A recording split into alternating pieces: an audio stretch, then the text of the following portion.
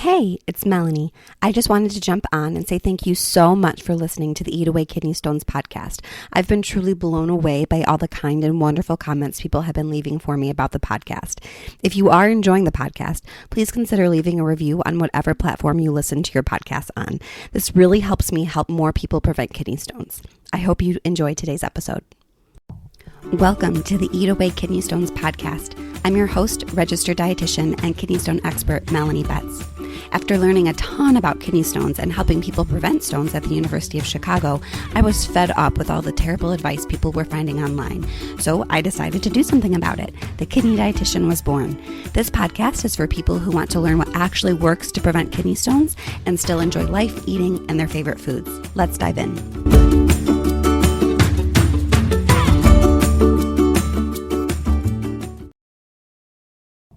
Hello and welcome to the 44th episode of the Eat Away Kidney Stones podcast. As always, I'm your host, registered dietitian and kidney stone expert, Melanie Betts. And today we are going to dive into a doozy of a topic. Is it okay to follow a keto diet with kidney stones? This is a much requested topic and a much discussed topic across all of my different platforms and social media channels. So I thought that it would be definitely warranted to dedicate an entire podcast to this topic of keto diets and kidney stones. So before we really dive into the nitty-gritty science, as you know that I love, I wanted to kind of define what a keto diet is and what a low-carb diet is. Because I think that, we just kind of throw out these words a lot like, oh, I'm limiting carbs. Okay, well, what does that mean, right?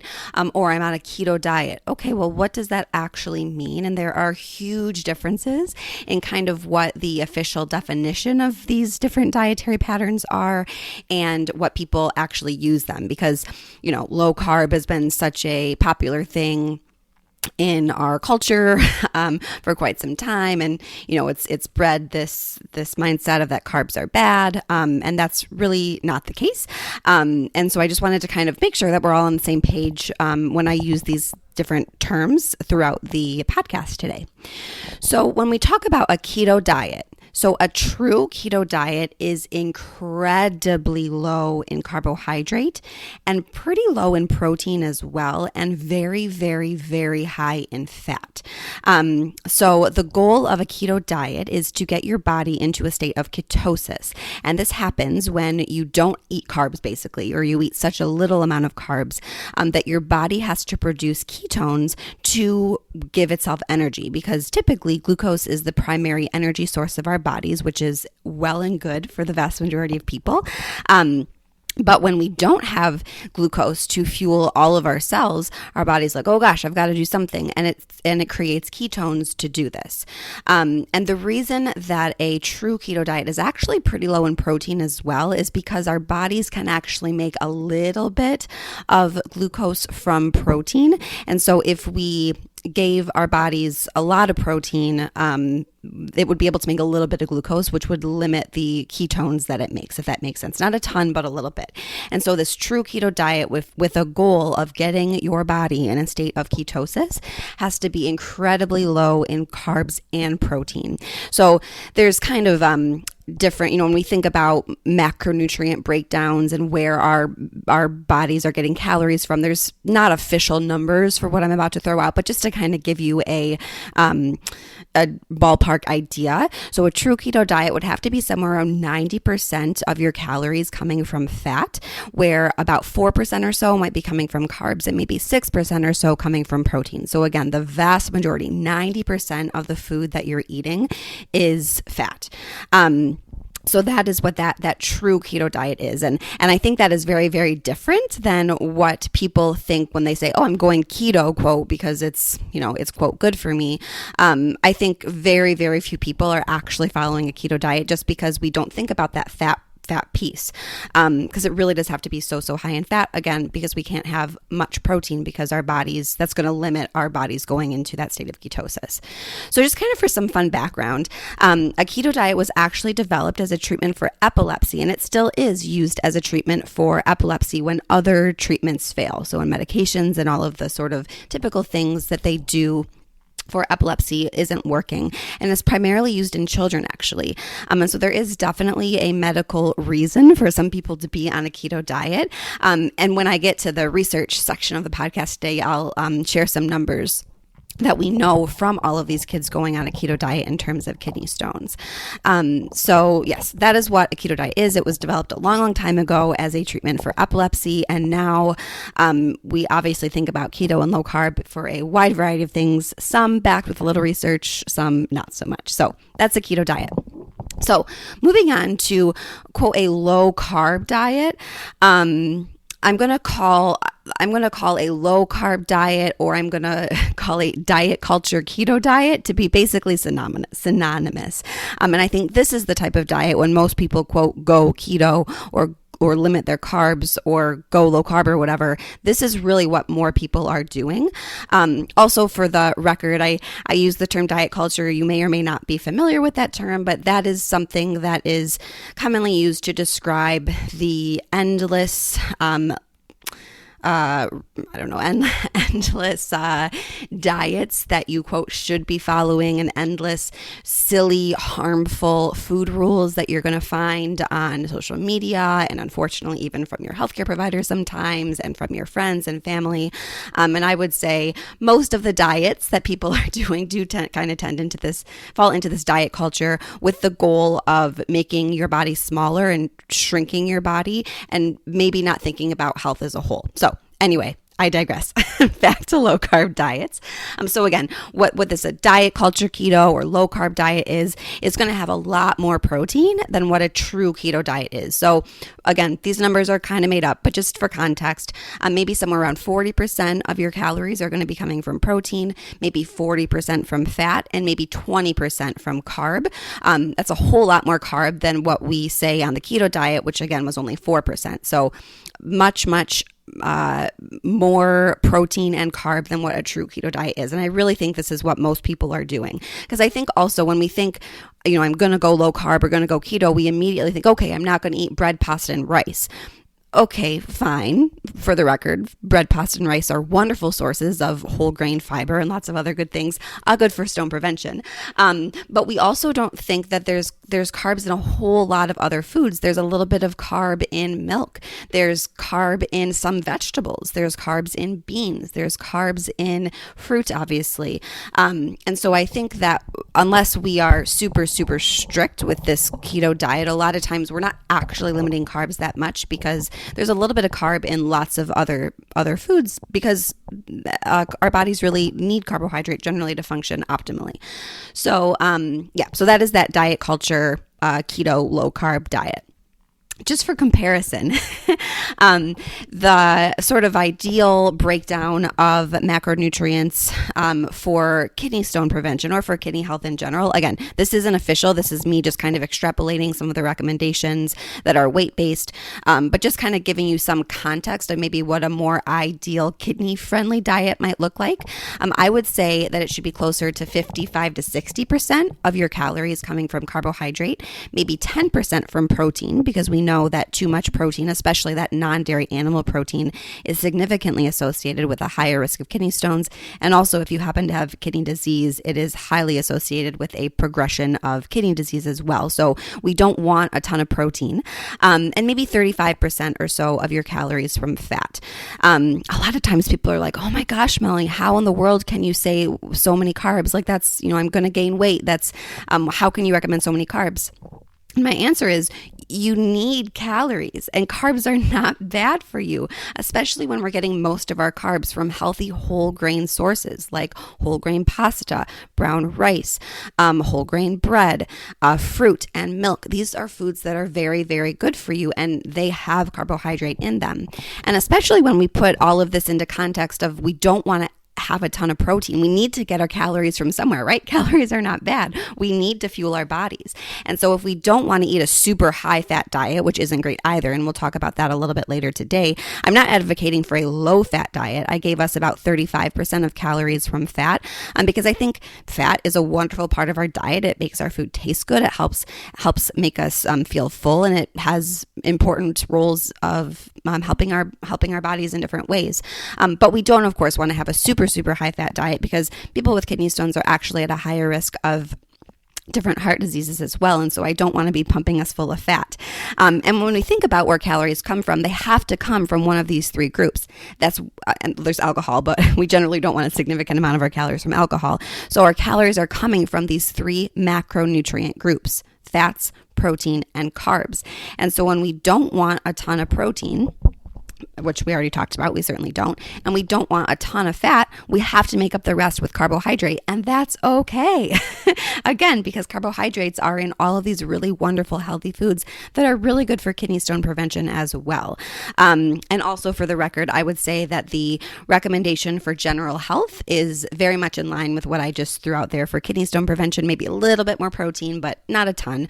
The recommendations for these breakdowns are very, very similar to what I just said, which would be ideal for kidney stone prevention. So that was a lot just to define what I mean by when I say keto or low carb diets. But I think, again, it's really, really important because, as you can see, there are huge differences in these different dietary patterns. So I really wanted to make sure that we knew what we were talking about. So moving on to the research piece of this, what do we know about actual stone prevention, right? We're going to dive into later in this podcast about all the nitty gritty reasons why we might see a higher risk of stones on keto diets, but what do the numbers actually look like? So a lot of the data that we have on keto and kidney stones comes from children, actually, because a true keto diet is most often studied and known about, if you will, in pediatric patients that are being treated for epilepsy. So, and we see in a handful of studies that there is a risk of up to 25% in these kids that are put on keto diets to form kidney stones. So 25%, that is huge. In fact, when you look at the epilepsy nutrition research, a lot of times kidney stones is one of the biggest sort of red flags or mentioned complications of putting these kids on keto diets, because that is a very high percentage. And obviously, kidney stones are a pretty significant complication of any sort of dietary or medical intervention. So, and it's actually so common, kidney stones are so common in these groups of kids that a lot of times they are put on potassium citrate medication prophylactically, so kind of just as a preventative measure to help reduce the risk of forming kidney stones. And it actually does work quite well. When kids are put on potassium citrate to help prevent stones, it does significantly lower the incidence of kidney stones in those populations. So that's high, right? That is a lot of kidney stones in these poor kids that are following keto diets. So what do we know in adults? So the research in adults is, there's not quite as much, just because, a lot of us are following low carb diets randomly. We're not really being followed by a doctor. And so it's really hard to study these groups of people. But there was one paper that was very recently published that looked to see, and sort of people following a self-proclaimed low carb or keto diet, what was their risk of kidney stones. So this study found that over about 6 years in adults following some sort of low carb or keto diet, they had about an 8% risk of forming a kidney stone, which is astronomically high when we think about it over just 6 years. So the stat that's often thrown around is that 10% of the general population is going to have kidney stones at some point in their life, but that's over their whole lifetime. When we think about just this 6-ish year time frame, and 8% of people following a low carb diet of some sort are forming stones, that is huge. When we look at this smaller time frame in the general population, it's about 7 to 8 times higher of what most people are doing. So we can pretty safely say that following a low carb or keto diet increases your risk of kidney stones by 700 to 800%. For context, just so you have the numbers, the general population has somewhere about a 0.3% risk of forming a stone over that 6-year time period. So that's huge, guys. Like, that is astronomical. 7 to 8 times higher chance of forming a kidney stone in adults following some sort of low carb diet. Now, I have to imagine that most of these low carb diets were not true keto diets, per my discussion earlier in the podcast. I have to imagine that they're more of this diet culture, low carb diet that's actually very high in protein, which is crazy, right? And it's something that I think a lot of people don't realize, right? There's a lot of people out there on the internet pushing low carb, saying carbs are bad, right? We need to be eating all this protein. And they have no idea, dietitians included, honestly, that kidney stones are such a big risk for following a dietary pattern like that. And honestly, this is just my anecdotal evidence. I've worked with tons of students in kidney stone nutrition school who are pretty darn sure that they form stones after following a keto diet. Of course, it's really, really hard to know exactly when you form stones, exactly what you're doing is forming or not forming stones, when it's just kind of your life, because so many of these things change. That's why it's so important that we follow research-based recommendations. But I have many, many people, once they kind of learn what things in their food and what dietary patterns can impact the risk of stones, they realize like, oh yeah, like that is what was going on. That is really I definitely formed stones during that year or 2 or 6 months or even a few months that I was following this low carb diet. So just wanted to throw that in there as well. Okay, so now my favorite part, why, right? So when we think about physiologically what's going on with keto diets that's forming stones, I actually have 6 different aspects of a diet culture, low carb keto diet that I think are really contributing to this higher risk of stones. So let's break them all down. So the first reason I think that keto diets are so highly associated with kidney stones is that people are not getting enough calcium. Milk is by far, and yogurt are our biggest sources of calcium. And as you know from previous episodes, really the ideal source of calcium for most people with oxalate kidney stones. And these foods, milk and yogurt, are very much restricted on any sort of low carb or keto diet because they contain carbohydrate. And so we know that when people aren't getting in enough calcium, that significantly increases their urine levels of oxalate, because we know that when we eat enough calcium, that helps bind oxalate in our intestines, and so that oxalate doesn't get absorbed into our bodies and eventually excreted in our urine. And so I think one of the big reasons why we see people get into trouble on keto diets is that they are definitely not getting enough calcium, again, because milk and yogurt are so highly limited on low carb diets. The next reason, and I think this actually might be the biggest reason why low carb diets are associated with kidney stones, is that people simply are not eating enough potassium, alkali, and fruits and vegetables. In the previous episodes about protein, I talked a little bit more about alkali and acid base. I'm going to try to not dive into that too much in this episode, but just know that when we eat fruits and vegetables and eat a lot of them, that is always, always, always associated with a lower risk of kidney stones. When we don't eat enough potassium and alkali in fruits and vegetables, that tends to drive our citrate level in our urine way, way down. And in fact, most of the stones that are formed in people that are following low carb diets are uric acid stones, a much, much greater percentage of uric acid stones in low carb diets compared to the general population, where stones are definitely more oxalate based. And low citrate and low pH in your urine are the biggest drivers of uric acid stones, mostly that low urine pH, not so much citrate, sorry, but those two things are tied together. And so when you are basically cutting fruit completely out of your diet, and honestly, there's certain vegetables that you can't eat so much, you definitely are taking away all plant proteins, because you certainly can't have beans. That can definitely, and we see it in actual data, all of these things are going to drive your urine pH down, which means you have way too much acid in your urine. It's also indirectly going to lower that citrate, which is going to make calcium stones more likely.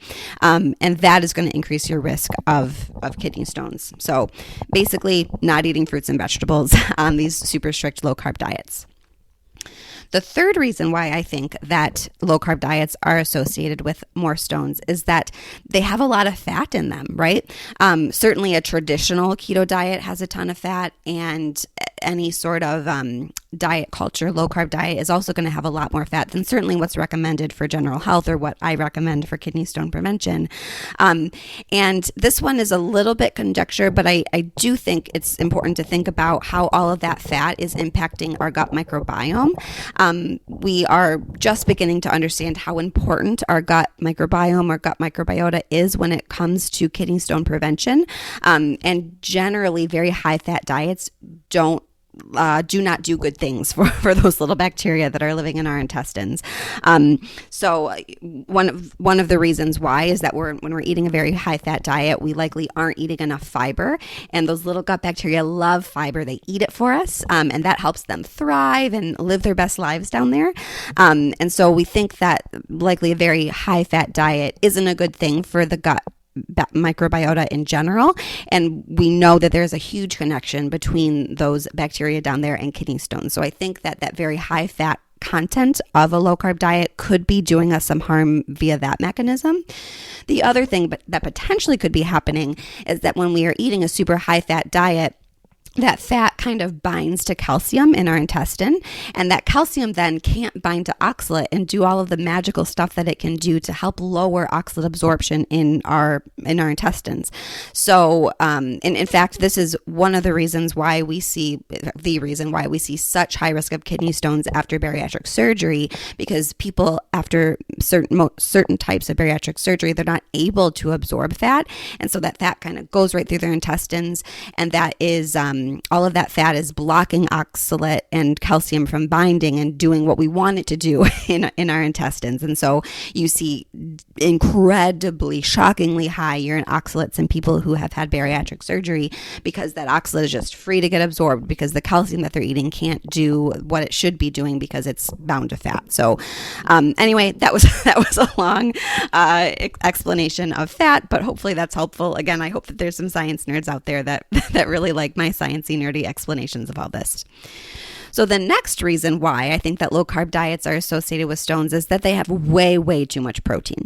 So this is not the case for that traditional true keto diet, but as I discussed earlier, I think that most people who are eating a low carb diet or are eating a quote keto diet are eating a ton of protein. Like if you just Google keto recipes on Pinterest or, on the internet anywhere, you're going to see endless recipes that are just meat, right? Bacon and cheese and steak and chicken and just meat, because those foods don't have carb, right? And they're delicious. And so you're like, yes, I get to eat all the bacon in the world.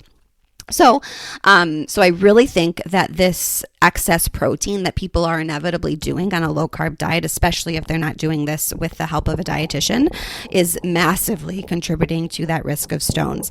When we eat too much protein, especially from those non-dairy animal protein sources, it's going to cause that urine pH to go way down, just like the lack of fruits and vegetables is causing that pH to go down. So this is just kind of adding insult to injury. Also, that's going to drive your urine calcium up, all of that protein, and honestly, possibly increase your urine oxalate as well. So even though meat doesn't have oxalate in it, we know that your liver makes oxalate, and it's quite good at making oxalate, especially when it has a ton of the stuff that it needs to make oxalate.